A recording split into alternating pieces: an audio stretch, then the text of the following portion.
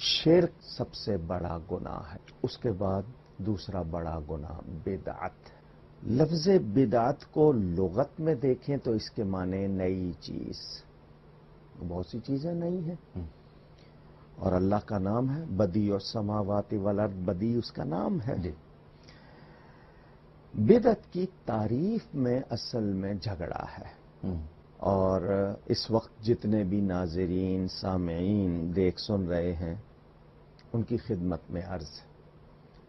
मुझे पहचानते हैं कि मैं एक बहुत छोटा सा दीन का खादिम कौकब नूरानी उकाड़वी एक इल्तिजा करता हूं दुनिया भर के तमाम उलमा से, जिनको बिदअत का बहुत ज्यादा अंदेशा है, बल्कि वो उसकी फिक्र में घुले जा रहे हैं।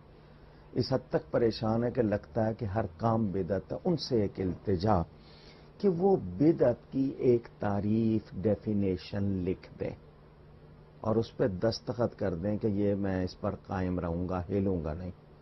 जरा वो तो सामने आए। अगर उसी से उनको बिदअती साबित ना करूं तो मुझे जो चाहे सजा दे लें। ये मैं इसलिए कह रहा हूं कि जायज नेक कामों को बिदअत कह के लोगों को नेकी से दूर किया जा रहा है।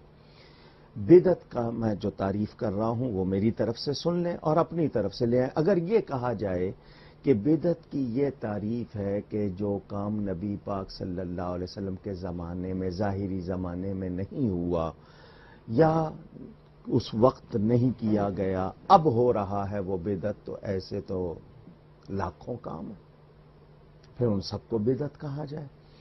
बिदअत की तारीफ ये है वो नया काम जिसका सबूत दीन में ना हो। सही, ये मेरी तरफ से तारीफ है। कोई बात जिसका सबूत दीन में ना हो। अगर दीन में सबूत है तो उस काम को बिदअत नहीं कह सकते, क्योंकि वो कोई ना कोई चीज उसके लिए इशारा कनाया मौजूद है। लफ्ज़ मीलाद अरबी का लफ्ज़ है, उसके माने पैदाइश, पैदाइश का वक्त या दिन। हमारे यहां बर्थ सर्टिफिकेट दिया जाता है, अरबी में उसको शहादा मीलाद कहते हैं। तो मीलाद के माने तो पैदाइश के हैं और पैदाइश का तसव्वुर ही मखलूक के साथ है। सही, खालिक के साथ तो हो नहीं सकता। तो ये शिर्क की जड़ें काटने वाली चीज है। अगर इसको कोई शिर्क कहता है तो हिमाकत है। यानी ये तो शिर्क को खत्म करने वाली कि हम नबी को खुदा नहीं मानते, खुदा की मखलूक मानते हैं।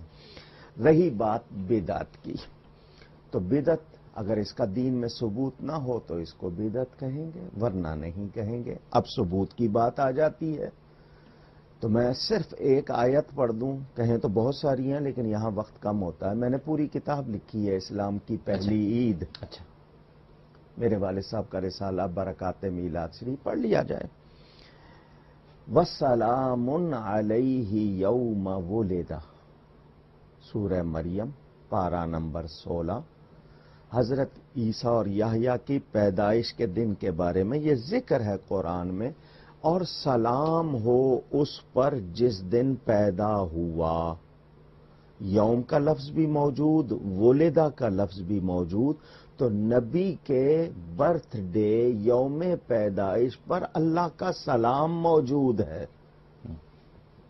इससे ज्यादा अहमियत का और क्या बयान हो सकता है। कुरान बता रहा है कि नबी की पैदाइश के दिन पर अल्लाह का सलाम आ रहा है। अगर उसकी अहमियत नहीं है तो ये बयान क्यों है? यानी कुरान से पता चल रहा है। अच्छा, बिदअत इसको तब कहें कि इसमें कोई खराबी हो। ये जो बिदअत करते हैं, मैं पूछना चाहता हूं मीलाद में खराबी क्या है? हाँ, कोई गैर शरई काम कोई करता है उसको आप जरूर कहें। जिक्र मुस्तफ़ा से तो कुरान भरा हुआ है। इंसान का मीलाद कुरान में बयान हुआ। हजरत आदम का मीलाद, हजरत हव्वा का मीलाद, हजरत इब्राहीम का मीलाद, हजरत मूसा का मीलाद, हजरत ईसा का मीलाद, पूरे वाकयात तफसील से बयान हुए हैं कुरान में। तो ये बिदअत कहां से हो गया? ये तो अल्लाह की सुन्नत है। लेकिन अल्लामा साहब, यहां एक सवाल उठता है, कतई कलामी की माजरत चाहता हूं। चलिए, ये तो आपने बताया और यकीनन कुरान से आपने साबित किया, लेकिन अगर ये इतना ही अहम है जो कि कुरान जिसका जिक्र कर रहा है, تو پھر معترضین کہتے ہیں کہ صحابہ کرام نے کیوں نہیں منایا؟ یعنی اگر یہ اتنی اہم بات تھی جو آپ بیان فرما رہے ہیں، تو صحابہ کرام رضوان اللہ تعالی علیہم اجمعین نے اس دن کو اہتمام کے ساتھ کیوں نہیں منایا؟ اس بات کو دو طرح سے میں پیش کرتا ہوں۔ پہلی بات تو یہ کہ صحابہ کرام نے وہ بہت سے کام نہیں کیے جو آج ہم بہت اہتمام سے کرتے ہیں۔ صحیح۔ ایک نہیں، بہت سے کام ہیں۔ ہمارے ہاں بہت سے اجتماعات ہوتے ہیں، صحابہ کے ہاں حج کے سوا کوئی اجتماع نہیں ہوتا تھا۔ ہمارے ہاں قرآن کی 30 پاروں میں تقسیم ہے، صحابہ کے ہاں نہیں تھی۔ ہمارے ہاں قرآن پر زیر زبریں ہیں، صحابہ کے پاس نہیں تھی۔ ہمارے ہاں قرآن بڑے رنگین کاغذوں پہ بہت زیادہ کلر پرنٹنگ کے ساتھ ہے، صحابہ کے پاس نہیں تھا۔ ہمارے پاس مدرسے ہیں، اس میں پیریڈ ہیں۔ ہمارے پاس حدیث کے مجموعے ہیں، باب بندے ہوئے ہیں، ان میں چیپٹر ہیں، صحابہ کے پاس نہیں تھے۔ ختم بخاری کبھی صحابہ نے نہیں کیا تھا، ہمارے ہاں بڑے اہتمام سے ہوتا ہے۔ یہ میں لسٹ بنا رہا ہوں، اگر سناتا رہوں گا تو صبح ہو جائے گی۔ کم از کم 3-4 ہزار کاموں کی لسٹ میں نے بنائی ہوئی ہے جو صحابہ نے نہیں کیے اور بڑے اہتمام سے ہو رہے ہیں اور نیکی سمجھ کے ہو رہے ہیں، جائز اور بلکہ مبارک سمجھ کے ہو رہے ہیں۔ صرف میلاد پر اعتراض کیوں ہے؟ کیا سیرت کے جلسے صحابہ نے منائے اس اہتمام سے؟ کانفرنسیں کی، اس طرح کی ریلیز جس طرح کی روز نکلتی ہیں صحابہ نے نکالی، دستار بندی کے جلسے ہوتے تھے، کیا بینر لگائے جاتے کیا حضرت ابوبکر نے وصیت کی تھی کہ میرے انتقال کے بعد ان کا میرا دن یوم منایا جائے؟ ان کا دن، حضرت عمر کا دن، حضرت عائشہ صدیقہ، ان تمام کے دن، اپنے مدرسوں کے دن، 100 سالہ اور گنتی کے بغیر تھوڑے سے دن کے بعد 150 سالہ، یہ کیا صحابہ نے منائے تھے؟ صرف میلاد پر یہ بات۔ اور میں ایک دلیل چاہتا ہوں سب سے، آپ ماشاء اللہ، اللہ تعالیٰ نے آپ کو بہت ذہانت دی ہے۔ میری ایک چھوٹی سی ریکویسٹ پورے لوگوں سے، قرآن سے، حدیث سے، کسی کچی کتاب سے مجھے یہ دلیل دکھا دیں، یہ قانون دکھا دیں کہ جو کام صحابہ نے نہیں کیا وہ نہیں کیا جا سکتا، کہیں سے دکھا دیں۔ صحیح۔ منکرین میلاد کے پاس میلاد سے منع کرنے کی ایک چھوٹی سی کچی دلیل بھی نہیں ہے، اور میرے پاس میلاد منانے اور جواز میں ہزاروں دلیلیں ہیں، قرآن سے بھی ہے، حدیث سے بھی ہے، عمل صحابہ سے بھی ہے۔ کتاب کا نام ہے الدر المنظم، ٹھیک۔ شیخ الدلائل، شیخ الدلائل کا مطلب دلائل الخیرات کے استاد تھے، مکہ مکرمہ ہجرت کر گئے تھے، حضرت حاجی امداد اللہ مہاجر مکی کے ساتھی تھے، بہت بڑے عالم، شیخ عبدالحق محدث الہ آبادی، ایک تو محدث دہلوی ہیں وہ نہیں، یہ محدث الہ آبادی، ان کی لکھی ہوئی کتاب الدر المنظم مجتبائی مطبع سے انڈیا میں چھپی تھی، اس کے بعد پاکستان میں چھپی ہوئی ہے، موجود ہے۔ اس میں انہوں نے 2 حدیثیں نقل کی ہیں صحابہ کی۔ ایک حضرت سیدنا عباس بن عبد المطلب رضی اللہ تعالی عنہما، حضور صلی اللہ علیہ وسلم کے چچا، اپنے گھر والوں کے ساتھ میلاد منا رہے تھے۔ نبی پاک صلی اللہ علیہ وسلم تشریف لے گئے ان کے ہاں، فرمایا کیا ہو رہا ہے؟ ان کا حضور آپ کا میلاد منا رہے ہیں، وہ ذکر کر رہے تھے میلاد کے واقعات۔ حضور نے فرمایا تمہارے لیے جنت ہو گئی۔ ایک حدیث اس کتاب سے، دوسری صحابہ جمع ہیں اور ذکر کر رہے ہیں اور کہہ رہے ہیں آج کا دن ہے، آج کا دن ہے، جمع ہو کر۔ حضور نے ان سے فرمایا کیا کر رہے ہو؟ ان کا حضور آپ کا ذکر میلاد۔ فرمایا تمہارے لیے میری شفاعت ہو گئی۔ یہ 2 حدیثیں میں نے اس کتاب سے سنائی ہیں۔ حوالہ اس کتاب کا اس لیے دیا کہ وہ ان لوگوں کے استاد کی لکھی ہوئی ہے جو اعتراض کرتے ہیں، تاکہ ویسے تو میں اپنے حوالے بھی دے دوں۔ پھر عید کا لفظ قرآن میں موجود ہے، میلاد کے حوالے سے میں نے آیت سنا دی۔ اللہ فرماتا ہے فَلْيَفْرَحُوا قُلْ بِفَضْلِ اللَّهِ وَبِرَحْمَتِهِ فَبِذَلِكَ فَلْيَفْرَحُوا، فرما دیجئے کہ اللہ کا فضل اور اس کی رحمت ملنے پر خوشیاں مناؤ۔ تو نبی پاک کو تو فضل عظیم کہا گیا، رحمت للعالمین کہا گیا، اور فرمایا گیا کہ رحمت اور فضل ملے تو خوشیاں مناؤ۔ اللہ فرما رہا ہے خوشیاں مناؤ، اور کہا جائے کہ یہ بدعت ہے تو یہ قرآن کے خلاف ہوئی یا نہیں؟ ایک آیت میں اللہ فرماتا ہے وَأَمَّا بِنِعْمَتِ رَبِّكَ فَحَدِّثْ، اور اپنے رب کی نعمت کا خوب چرچا کرو۔ میرے نبی سے بڑی نعمت کون سی ہے؟ تمام نعمتیں ان کا صدقہ۔ اللہ فرما رہا ہے چرچا کرو۔ تو میلاد کیا ہے؟ اچھا، آنے کے بعد آنے کا ذکر، لقد جاءکم رسول، حضور تشریف لے آئے، اب قرآن نازل ہونا شروع ہوا ہے، اللہ فرما رہا ہے بے شک آ گیا تمہارے پاس بڑی شان والا رسول۔ آنے کے بعد آنے کا ذکر تو اللہ کا طریقہ ہے، اور میلاد میں یہی تو بتایا جاتا ہے کہ حضور تشریف لے آئے۔ ہم آج میلاد منا کے کیا کہہ رہے ہیں کہ وہ تشریف لے آئے، تو یہ تو اللہ تعالیٰ کی سنت ہے، اس کو بدعت کہنا کتنی عجیب بات۔ تو صحابہ کرام کا میلاد منانا، مجھے بتائیں مسلم شریف میں حدیث ہے یا نہیں؟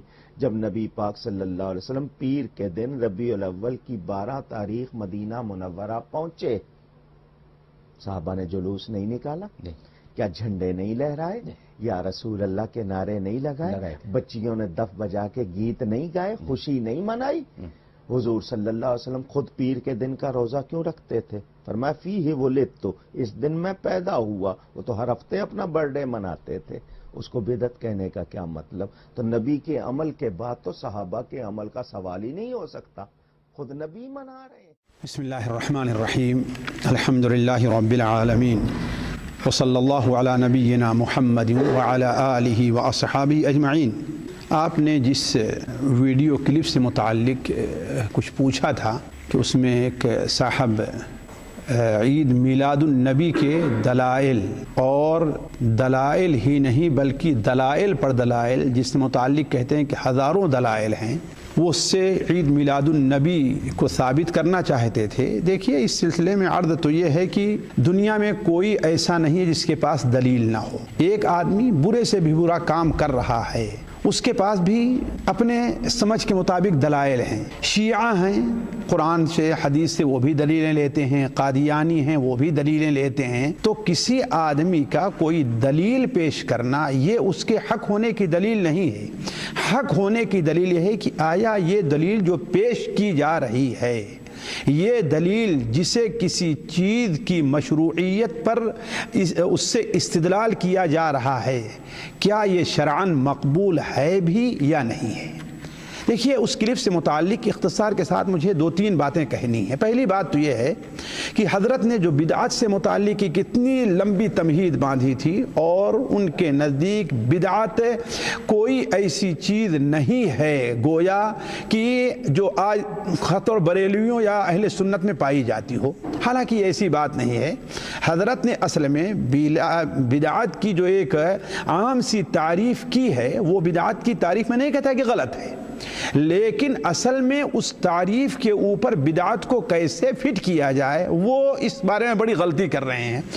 مثال کے طور پر ان کے یہاں بدعت اضافیہ کوئی چیز نہیں ہے، حالانکہ علماء نے امام شاطبی اور سے لے کر کے آج تک علماء، بلکہ ان سے پہلے بھی علماء بدعت اضافیہ بھی ایک چیز بیان کرتے ہیں۔ وہ بدعت اضافیہ کیا ہے کہ اصل میں وہ ایسی چیز ہے کہ جس کے اوپر ایک ناحیے سے تو شرعی طور پر دلیل موجود ہے لیکن دوسرے ناحیے سے نہیں ہے۔ میں اس کو ایک مثال دوں تو آپ لوگوں کو سمجھ میں بات آئے گی۔ مثال کے طور پر روزہ رکھنا، یا کہیے کہ 15 شعبان کا روزہ رکھنا، روزہ کی حیثیت سے یہ ایک شرعی چیز ہے، اس پر دلیل موجود ہے، لیکن 15 شعبان کو روزہ رکھنا اس کے اوپر کوئی دلیل نہیں ہے۔ تو اب اگر کوئی آدمی 15 شعبان کا روزہ رکھے تو یہ بدعت اضافیہ میں داخل ہے۔ اسی طریقے سے رات جاگنا، تہجد کی نماز پڑھنا، یہ ایک اچھی چیز ہے جس پر قرآن و حدیث میں دلائل موجود ہیں، لیکن 15 شعبان یا معراج کی شب کی مناسبت سے تہجد کی نماز پڑھنا یہ ایسی چیز ہے جو بدعت ہے اور بدعت اضافیہ ہے، اس کا ثبوت کہیں نہیں ہے۔ یہ جو بات ہم کہہ رہے ہیں، کل وہ کہیں گے کہ ارے آپ کون ہوتے ہیں بدعت اضافیہ کا نام دینے کے لیے؟ بھائی، جس طریقے سے آپ نے بدعت حسنہ، بدعت سیئہ یہ کیا ہے، ہم اپنی طرف سے یہ نہیں کہہ رہے بلکہ اس کے اوپر بہت سے دلائل موجود ہیں۔ میں 2-1 دلیل آپ کو دوں۔ مثال کے طور پر سنن ابو داؤد میں سنن ابو داؤد میں حضرت عبداللہ ابن عمر رضی اللہ تعالیٰ عنہ سے ہے کہ ایک مسجد میں وہ داخل ہوئے، اس مسجد کے اندر اذان کے علاوہ ایک چیز تثویب علماء کے نزدیک کہلاتی ہے، وہ چیز ہو رہی تھی۔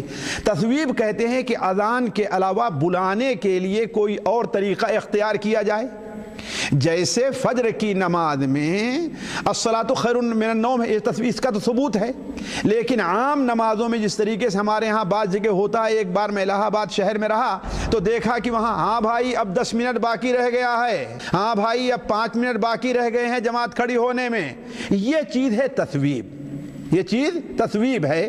تو لوگوں کو نماز کے لیے بلانا یہ تو اچھی چیز ہے، لیکن یہ طریقہ جو اختیار کیا گیا یہ علماء کے نزدیک بدعت ہے۔ اسی لیے حضرت عمر رضی اللہ عنہ سنن ابو داؤد میں ہے کہ وہ اپنے غلام سے کہے کہ نکلو نکلو، یہ بدعت ہے۔ اس سے بھی واضح دلیل سنن ترمذی وغیرہ میں حضرت عبداللہ ابن عمر سے ہے کہ حضرت عبداللہ ابن عمر رضی اللہ تعالیٰ عنہ ایک بار ایک مجلس میں بیٹھے ہوئے تھے تو وہاں پر ایک شخص کو چھینک آئی، ایک شخص کو چھینک آئی۔ جب اسے چھینک آئی تو اس شخص نے کہا الحمدللہ والسلام علی رسول اللہ، الحمدللہ والسلام علی رسول اللہ۔ حضرت عبداللہ ابن عمر نے کہا تم نے کیا کہا؟ کہا ہم نے کہا الحمدللہ والسلام علی رسول اللہ۔ حضرت عبداللہ ابن عمر نے کہا کہ دیکھو اللہ کے رسول پر تو ہم بھی درود بھیجتے ہیں، ہم بھی سلام بھیجتے ہیں، لیکن اس جگہ ہمارے نبی نے صرف الحمدللہ یا الحمدللہ رب العالمین ہی سکھایا ہے، والسلام یہاں پر سکھایا نہیں ہے۔ تو گویا حضرت عبداللہ ابن عمر نے اس کو کیا سمجھا؟ بدعت سمجھا، جبکہ آپ پر سلام بھیجنا کیا یہ بدعت نہیں ہے۔ اس سے بھی واضح دلیل آپ لینا چاہتے ہیں تو سنن دارمی کے اندر، مصنف عبد الرزاق میں اور اس طریقے سے اور دیگر کتب حدیث میں صحیح سند سے ہے کہ حضرت سعید ابن مسیب ایک بار فجر کی اذان کے بعد مسجد میں بیٹھے ہوئے تھے، ایک شخص داخل ہوا، اس نے 2 رکعت پڑھی، پھر 2 رکعت پڑھی، پھر 2 رکعت پڑھی، برابر پڑھتے جا رہا ہے جوان۔ حضرت سعید ابن مسیب نے اس سے منع کیا تو اس نے کہا کہ ارے کیا اللہ تعالیٰ ہمیں نماز پڑھنے پر عذاب دے گا؟ کہا کہ بیٹے تمہیں نماز پڑھنے پر عذاب نہیں دے گا، البتہ سنت کی مخالفت پر عذاب دے گا۔ اس لیے کہ اللہ کے رسول صلی اللہ علیہ وسلم نے کیا بیان فرمایا ہے کہ فجر کی اذان کے بعد 2 رکعت کے علاوہ اور کوئی دوسری نماز نہیں ہے۔ تو کہنے کا مطلب یہ ہے کہ یہ ہمارے بھائی جو کچھ بیان کر رہے تھے ان کے یہاں بدعت اضافیہ کا ہمارے خیال تصور نہیں ہے، یا کہ انہوں نے بدعت اضافیہ کو سمجھا ہی نہیں ہے۔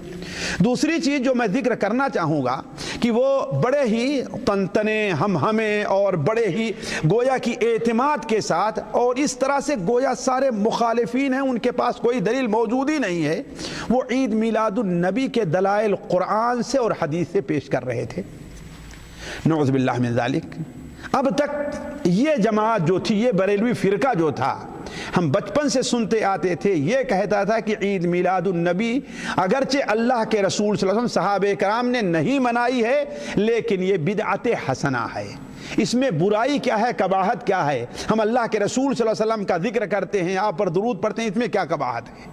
لیکن جب یہ دیکھے کہ ان کی پبلک اس پر مطمئن ہونے والی نہیں ہے، لہذا اب ان لوگوں نے جھوٹ یا سچ قرآن مجید سے اور حدیث رسول سے اپنے مطلب کی دلیلیں گڑھنا شروع کیے، حتیٰ کہ وہ تو یہاں تک پہنچا دیے ہیں کہ اللہ تبارک و تعالی بھی اللہ کے رسول کا میلاد مناتا ہے، نعوذ باللہ من ذالک۔ تمام انبیاء نے منایا ہے، نعوذ باللہ من ذالک، اور اللہ کے رسول منایا کرتے تھے، نعوذ باللہ من ذالک، حالانکہ اس کے اوپر صحیح سمجھ کے مطابق کوئی دلیل نہیں ہے۔ میں ایک مثال کے طور پر وہ جو دلیلیں پیش کی ہیں ان میں سے ایک آدھ آپ کے سامنے رکھتا ہوں۔ سورہ مریم کی ایک آیت کو پیش کیا انہوں نے حضرت یحییٰ کے واقعے میں اور حضرت عیسیٰ ابن مریم کے واقعے میں، کہ مثال حضرت عیسیٰ ابن مریم کے واقعے میں اللہ فرماتا ہے والسلام علی یوم ولدت ویوم اموت ویوم ابعث حیا، اور حضرت یحییٰ کے واقعے میں وسلام علیہ یوم ولد ویوم یموت ویوم یبعث حیا، سلامتی ہو ان پر یا امان ہے ان کے لیے جس دن وہ پیدا ہوئے، جس دن ان کا انتقال ہوئے گا اور جس دن انہیں اٹھایا جائے گا۔ سوال ہر آدمی سوچے کہ آخر یہ کہہ دینا کہ ان پر جس دن پیدا ہوئے سلامتی ہو، اس سے عید میلاد کا ثبوت کہاں سے ہوتا ہے؟ نہ کوئی نزدیک سے ہے، کیا صرف سلامتی کا کسی پر ہو جانا، کسی پر سلامتی کا ہو جانا یہ اس کی عید میلاد منانے کا معنی ہے؟ ذرا دنیا میں کوئی عالم نہیں کہے گا۔ اور اگر سوچا جائے کہ ان دو نبیوں کو خصوصی طور پر یہاں پر جو یہ کہا اور ان کے بارے میں کہا کہ والسلام علی یوم ولدت و یوم اموت و یوم ابعث، یہ کیوں کہا ہے؟ دیکھیے اس کی تفسیر میں جائیں، بلکہ اگر خود اپنے علماء کی تفسیریں وہ دیکھیں تو ان میں یہی ملے گا۔ دیکھیے علماء نے اس کی دو وجہ ذکر کی ہے۔ ایک وجہ تو یہ ہے کہ یہ تین موقع جو ہوتے ہیں وہ پریشانی کے اور شیطان کے حاضری کے ہوتے ہیں۔ مثال کے طور پر انسان جب پیدا ہوتا ہے تو شیطان وہاں پر، جب صحیح حدیث میں ہے انسان جب مرنے لگتا ہے تو شیطان وہاں پر آتا ہے۔ ایسے ہی جب دوبارہ اٹھایا جائے گا تو سخت پریشانی کے عالم میں ہوگا۔ تو ایسے موقع پر کہا گیا کہ یہ تو وہ اللہ کے مقرب بندے ہیں کہ یہ اللہ تعالیٰ نے ان کی حفاظت فرمائی جب یہ پیدا ہو رہے تھے، تو اللہ نے ان کی حفاظت فرمائی، جب ان کا انتقال ہوگا پھر بھی حفاظت فرمائے گا اللہ تعالیٰ، اور جس دن اٹھائے جائیں گے اس دن اللہ ان کی حفاظت فرمائے گا۔ اور یہ وہ تفسیر ہے جو ان کی تفسیر یہ جو مفتی یار محمد یا نعیم صاحب نے جو کی ہے، احمد رضا خان صاحب کے ترجمے میں یہی چیز انہوں نے لکھا ہے۔ دوسری چیز جو بالکل واضح ہے وہ یہ ہے کہ حضرت عیسیٰ ابن مریم اور حضرت یحییٰ علیہ السلام ان دونوں کی پیدائش جو ہے وہ عام انسانوں سے قدر مختلف ہے۔ مثلا حضرت یحییٰ ابن مریم کی پیدائش اس وقت، حضرت عیسیٰ ابن مریم کی پیدائش صرف ماں سے بغیر باپ کی ہوئی ہے، اور ظاہر بات ہے کوئی بچہ بغیر باپ کے پیدا اسے لوگ کیا سمجھتے ہیں؟ منحوس سمجھتے ہیں۔ تو اس لیے حضرت عیسیٰ ابن مریم نے کہا کہ کیا ہے بالصلاۃ والزکاۃ ما دمت حیا، اللہ نے مجھے نماز پڑھنے کا، زکوٰۃ دینے کا حکم دیا جب تک میں زندہ رہوں، ہے نا، اور میری والدہ کے ساتھ خیر کرنے کا، ہے نا، وَلَمْ يَجْعَلْنِي جَبَّارًا شَقِيًّا، اللہ نے مجھے جبار، شقی اور بدبخت نہیں بنایا ہے، بلکہ وَالسَّلَامُ عَلَيَّ يَوْمَ وُلِدتُّ، میری شان تو یہ ہے کہ اللہ تعالیٰ نے مجھے امان میں رکھا ہے۔ کب؟ جب میں پیدا ہوا، یا میرے اوپر سلامتی اللہ نے نازل کی ہے جب میں پیدا ہوا، جب میں مروں گا اور جب میں دوبارہ اٹھایا جاؤں گا۔ اور یہی چیز حضرت یحییٰ ابن زکریہ کی پیدائش ایسے وقت میں ہوئی ہے کہ عورت کو اور مرد کو اس وقت میں بچہ نہیں ہوتا ہے۔ اسی لیے تو حضرت زکریہ علیہ السلام اللہ تعالیٰ سے امید لگائے ہوئے دعائیں کرتے رہے، لیکن آہستہ آہستہ دعا کرتے رہے۔ کہیں لوگ سنیں گے تو کہیں کہ اس بوڑھے کو دیکھو 80 سال 90 سال کو ہو گیا اور بیٹے کی بھی امید لگائے ہوئے ہے۔ اذ نادى ربه نداء خفيا، اسی لیے حضرت اللہ تبارک و تعالیٰ نے حضرت زکریہ کو بشارت دی تو حضرت زکریہ پریشان ہو گئے، ہے اللہ تعالیٰ مجھے اولاد کیسے ہوگی؟ میں بوڑھا کھوسٹ بوڑھا ہو گیا ہوں اور میری بیوی بانجھ ہے، کیسے اولاد ہوگی؟ تو کوئی آدمی ان کے بارے میں شبہ وغیرہ اس میں مبتلا نہ ہو، اس لیے ان کے اوپر سلامتی بھیجی گئی ہے، نہ کہ اس سے عید میلاد کا ثبوت ہے۔ لیکن اب کہنے والے کے لیے چاہے جو کہہ جائے، کوئی وہاں پر اس کا جو ہے جواب دینے والا نہیں ہے، اور جو ان کے ماننے والے بھی ہیں وہ آنکھ اور کان اور عقل ساری کچھ بند کر کے ان کی باتوں کو سنتے چلے آ رہے ہیں۔ ایسے ہی انہوں نے تعجب ہوتا ہے سورہ یونس کی آیت پیش کی ہے، سورہ یونس کی آیت وہ کیا ہے کہ قُلْ بِفَضْلِ اللَّهِ وَبِرَحْمَتِهِ فَبِذَلِكَ فَلْيَفْرَحُوا هُوَ خَيْرٌ مِّمَّا يَجْمَعُونَ، آپ کہہ دیجئے کہ اللہ کے فضل اور اللہ کی رحمت سے خوش ہو، حالانکہ انہوں نے ترجمہ کیا ہے خوشی مناؤ کیا ہے، ترجمہ یہ ترجمہ غلط ہے۔ دنیا کا کوئی عالم فرحہ کا معنی خوشی منانا نہیں کرتا ہے، خوش ہونا کرتا ہے، اور خوش ہونا اصل کیا ہے؟ وہ دل کا جذبہ ہے۔ خوش ہونا کیا چیز ہے؟ یہ دل کا کام ہے، اور خوشی منانا کیا ہے؟ یہ زبان ہاتھ ان چیزوں کا کام ہے۔ تو خوشی منانے ہی کیا، اس لیے اظہر الفرح نہیں کہا ہے، عربی زبان میں خوشی منانے کو اظہر الفرح یعنی خوشی کا اظہار کیا، یہ ہوا کرتا ہے۔ تو اولاً تو ترجمہ غلط کر رہے ہیں، ظاہر بات ہے ایک عامی آدمی ہے وہ یہ نہیں سمجھتا ہے اور یہ بات میں اپنی طرف سے نہیں کہہ رہا ہوں، تمام علماء کہتے ہیں، بلکہ میں تو آپ کے پاس یہ کتاب بھی لے آئے ہیں، یہ انہی کا کیا ہے ترجمہ اور انہی کی تفسیر ہے۔ اس میں دیکھیے وہ کیا لکھتے ہیں، ان کے مؤلف کیا لکھتے ہیں، دیکھیے کہ یہ دیکھیے لکھتے ہیں، فرح کسی پیاری اور محبوب چیز کے پانے سے دل کو جو لذت حاصل ہوتی ہے اس کو فرح کہتے ہیں، اس کو فرح کہتے ہیں۔ کیا خوشی منانا یہی چیز ہے؟ جشن کرنا یہی چیز ہے جو یہ لوگ کر رہے ہیں؟ معنی یہ ہے کہ ایمان والوں کو اللہ کے فضل اور رحمت پر خوش ہونا چاہیے، اس لیے انہیں مواعظ اور شفائے صدور اور ایمان کے ساتھ دل کی راحت و سکون عطا فرمائے۔ حضرت ابن عباس و حسن و قتادہ نے کہا کہ اللہ کے فضل سے اسلام اور اس کی رحمت سے قرآن مراد ہے۔ ایک قول یہ ہے کہ اللہ کے فضل سے فضل اللہ سے قرآن اور رحمت سے احادیث مراد ہیں، ہے نا؟ تو اولاً تو یہاں پر اللہ کے رسول صلی اللہ علیہ وسلم کی پیدائش یا وفات پر خوش ہونے اس کا کوئی معنی ہے ہی نہیں، ایک چیز۔ دوسری چیز یہ ہے کہ اللہ کے رسول اللہ کا فضل ہے، ہمیں اس سے کہاں انکار ہے؟ لیکن کیا ہم اللہ کے رسول کی پیدائش پر خوش نہیں ہیں؟ کیا اللہ کے رسول کی آمد پر ہم خوش نہیں ہیں؟ ہمیں خوشی نہیں ہے؟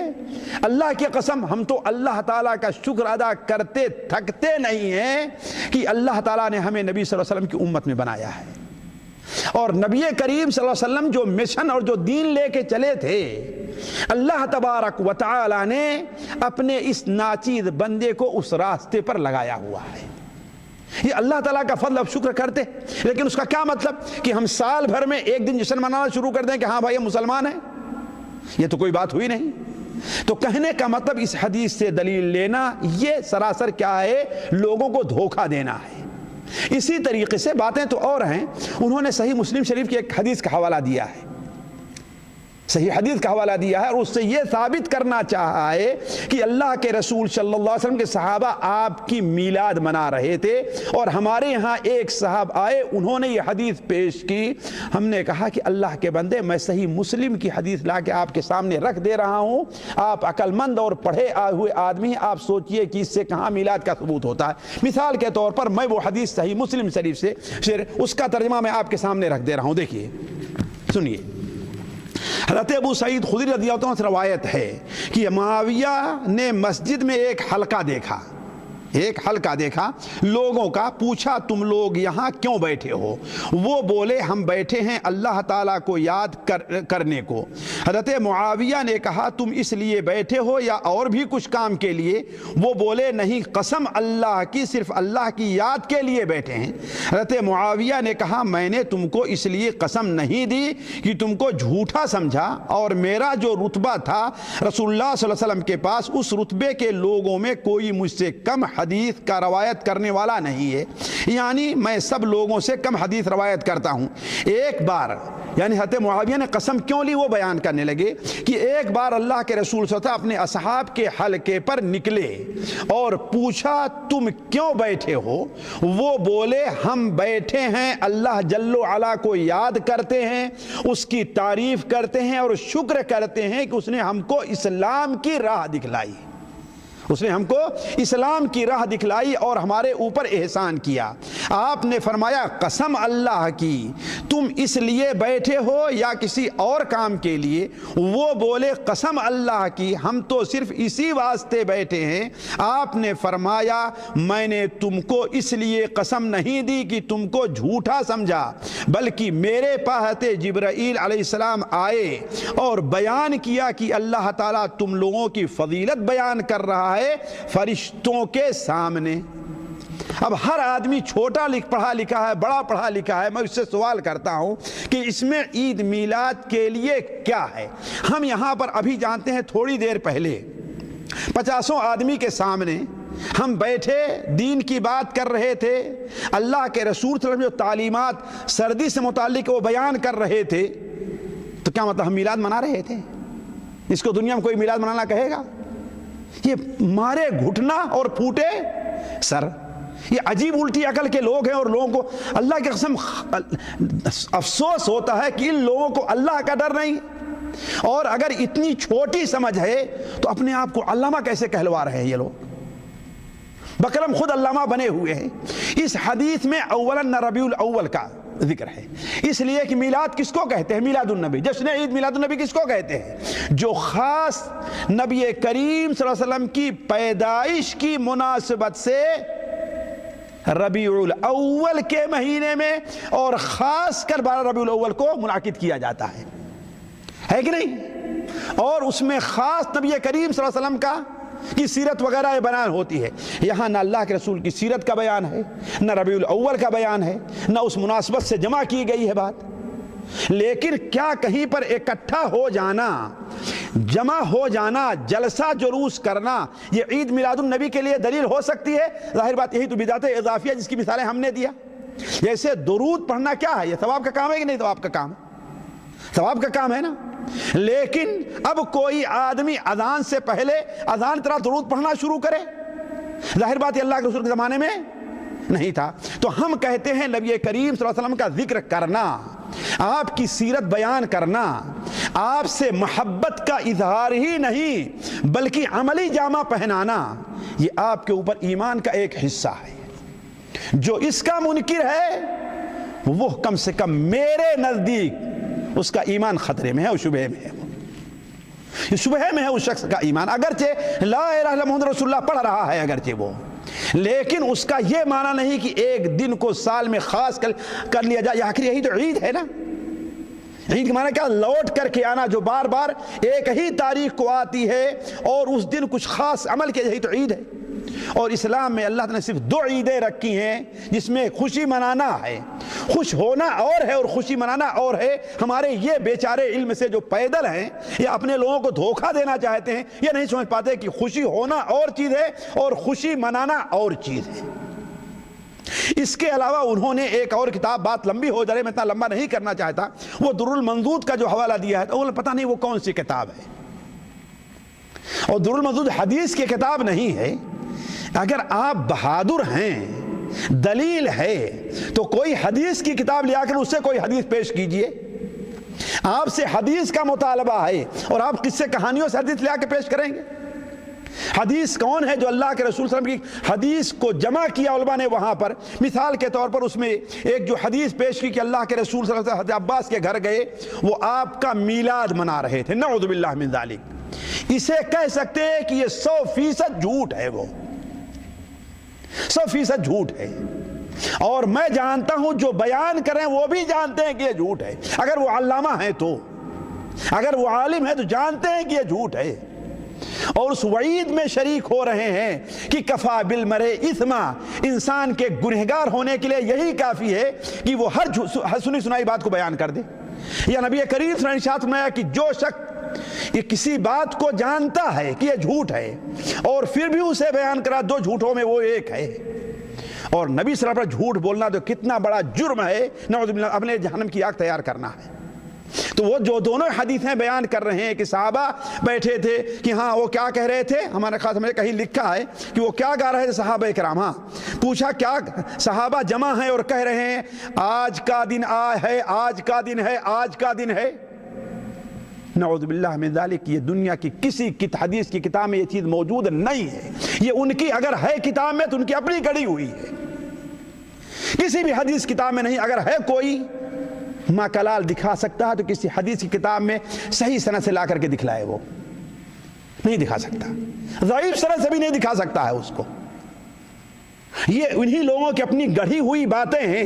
اس لیے جیسے ہم نے کہا کہ وہ اب جان گئے ہیں کہ ہماری پبلک ہمارے دھوکے میں نہیں آ سکتی ہے، الا یہ کہ ہم اسے قرآن حدیث سے کوئی چیز لا کر پیش کریں، سچ ہو یا غلط ہو، سچ ہو یا غلط ہو۔ اب وہ اسی قسم کی چیزیں پیش کرتے ہیں، جیسے ایک شخص جو ہے کسی مولوی نے اسے منع کیا کہ ہاں بھائی نماز سے پہلے درود نہیں پڑھنا چاہیے، فلاں جگہ اذان سے پہلے درود نہیں پڑھنا چاہیے، اذان ہوتی ہے نا اس سے، اور اس جگہ نہیں۔ تو لوگوں میں آتا ہے، کہتا او بھائی کیا کہتے ہو، درود پڑھنا ثواب کا کام ہے کہ نہیں کام ہے؟ کہا بالکل ثواب کا۔ کہا دیکھو یہ مولوی درود پڑھنے سے منع کرتا ہے۔ اللہ کے بندے، اس نے کہاں منع کیا ہے؟ ہم اللہ کے رسول صلی اللہ علیہ وسلم کی پیدائش پر خوش ہونے سے کہاں منع کرتے ہیں؟ کس نے منع کیا ہے؟ لیکن خوشی منانے سے منع کرتے ہیں. کیوں؟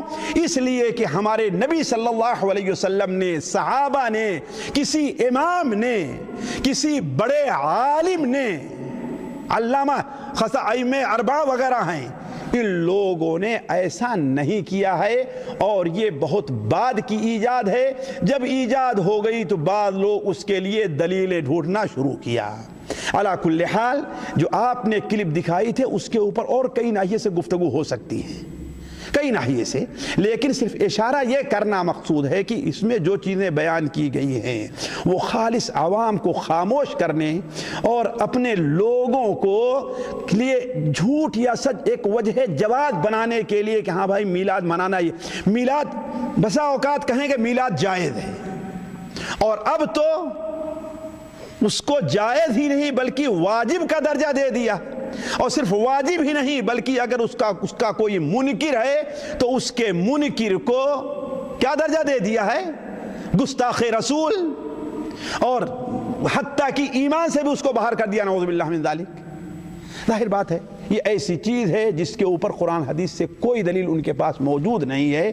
اللہ تعالیٰ الٹی سمجھ کسی کو بھی ہرگز نہ دے خدا، کسی کو بھی اللہ تعالیٰ الٹی سمجھ نہ عطا فرمائے. ہم میں سے ہر شخص کو حق کہنے، حق بولنے اور حق پر عمل کرنے کی توفیق عطا فرمائے. اللہم فاطر السماوات والارض عالم الغیب والشہادہ انت تحکم بین عبادک فیما کانوا فیہ یختلفون اہدنی لما اختلف فیہ من الحق باذنک انک تہدی من تشاء الی صراط مستقیم. سبحانك اللهم وبحمدك أشهد أن لا إله إلا أنت أستغفرك وأتوب إليك.